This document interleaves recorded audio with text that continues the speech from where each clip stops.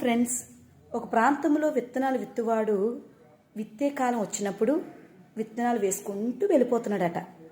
కొన్ని విత్తనాలు రోడ్డు మార్గంలో పడిపోయాయి.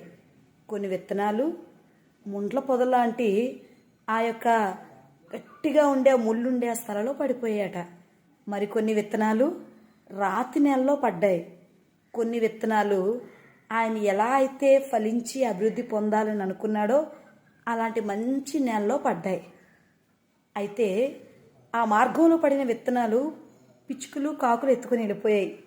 ఆ ముండ్ల పొదలో పడిన విత్తనాలు ఆ యొక్క ముండ్లు అణిచేయడంతో అవి మొలిచినా అవి అణిగిపోయాయి. రాతి నేలలో పడినవి నేల సరిగా లేకపోవడం బట్టి అవి ఫలింపు రాలేదు.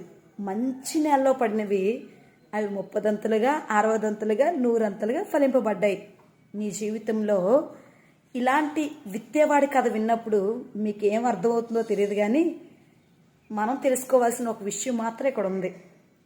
జీవితమైన యాత్రలో ఎన్నో రకాలైన పరిస్థితులు మనిషి జీవితంలో ఎదురుపడినప్పుడు మంచివి మన జీవితంలో ఫలిస్తే జీవితం చాలా సంతోషంగా ఉంటుంది.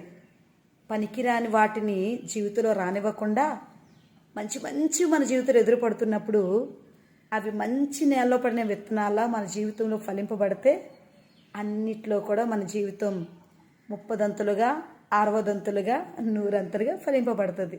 Thank you.